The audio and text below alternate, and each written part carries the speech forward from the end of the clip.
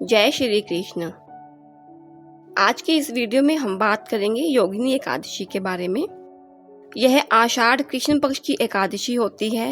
इस दिन व्रत रखकर भगवान नारायण की मूर्ति को स्नान करा के भोग लगाते हुए पुष्प, धूप और दीप से आरती उतारनी चाहिए। गरीब ब्राह्मणों को दान देना बहुत ही कल्याणकारी है। इस एकादशी के प्रभाव से पीपल का वृक्ष काटने से जो पाप लगता है वह भी नष्ट हो जाता है और अंत में स्वर्गलोक की प्राप्ति होती है। श्री कृष्ण जी एक दिन युधिष्ठिर जी से बोले कि आषाढ़ मास के कृष्ण पक्ष की एकादशी का नाम योगिनी है। इसके महात्म्य की एक पौराणिक कथा है, वह कहता हूँ। अलकापुरी में शंकर के भक्त कुबेर जी रहते थे। पूजा के लिए हेममाली पुष्प लाया करता था। उसकी स्त्री अति सुंदर थी। नाम उसका विशालाक्षी था। हेममाली एक दिन मानसरोवर से पुष्प तोड़कर जब घर आया तो पत्नी की छवि देखकर कामातुर हो गया। पूजा के फूल भूल गया। कुबेर भंडारी रास्ता देखते रह गए और माली के घर कोक शास्त्र की क्रीड़ाएं होने लगी। कुबेर ने गुप्त यक्षों को उसके घर भेजा। वह उसके कुकर्मों को देख गए और उस महाअंधे ने उनको न देखा।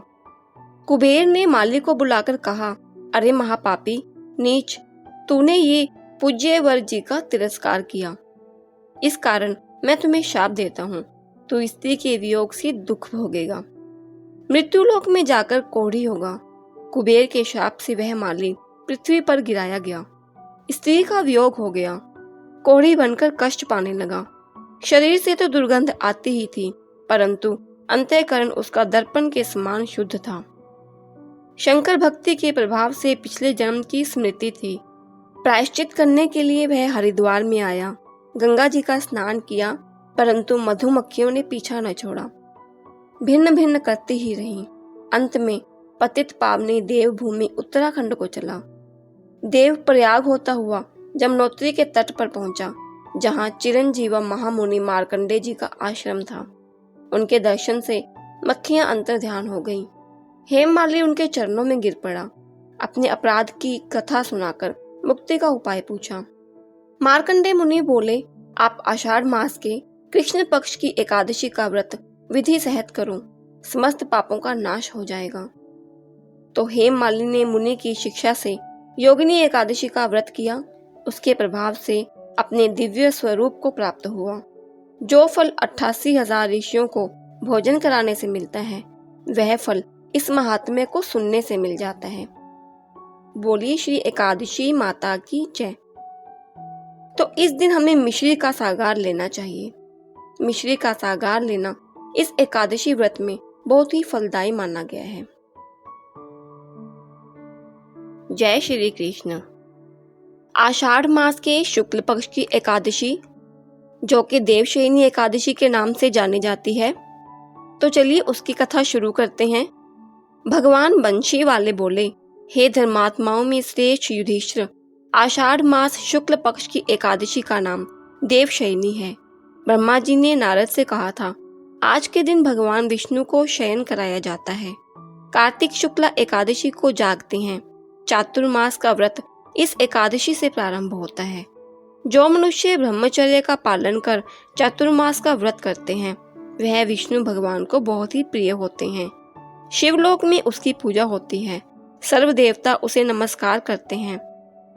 चंद्रायन आदि कठिन व्रत भी यही चतुर्मास के व्रत को समाप्ति के समय करना चाहिए। ब्राह्मणों को भोजन दक्षिणा से प्रसन्न करें।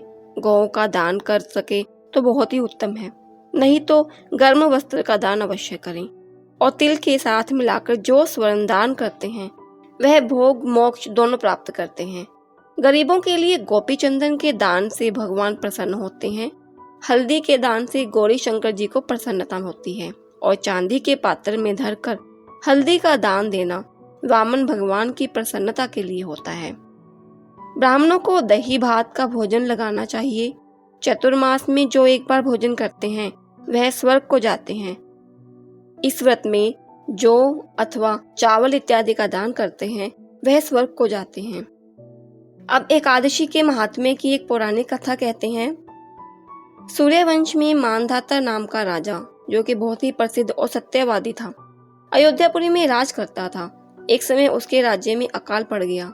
प्रजा दुखी होकर भूख से मरने लगी। हवन आदि शुभ कर्म बंद हो गए।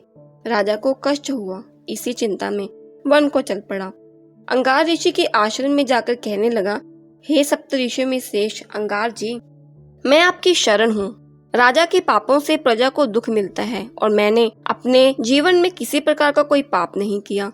आप दिव्य दृष्टि से देखकर कहो, अकाल पड़ने का क्या कारण है। अंगारा मुनि बोले, सतयुग में ब्राह्मणों का वेद पढ़ना और तपस्या करना धर्म है, परंतु आपके राज्य में आजकल एक शूद्र तपस्या कर रहा है। शूद्र को मारने से दोष दूर हो जाएगा, प्रजा सुख पाएगी। मानधाता बोले, मैं उस निरपराध तपस्या करने वाले शूद्र को न मारूंगा। आप इस कष्ट से छूटने का कोई और सुगम उपाय बतलाइए। ऋषिराज बोले, देवशयनी एकादशी है, इसका विधि पूर्वक व्रत करो। उसके प्रभाव से चतुर्मास तक वर्षा होती रहेगी। इस एकादशी का व्रत सिद्धियों को देने वाला तथा उपद्रवों को शांत करने वाला है। मुनि की शिक्षा से मानधाता ने प्रजा सहित देवशयनी एकादशी का व्रत किया और कष्ट से छूट गए। इसका महात्म्य पढ़ने या सुनने से अकाल मृत्यु का भय दूर हो जाता है। आज के दिन तुलसी का बीज पृथ्वी या गमले में बोया जाए तो महान पुण्य होता है।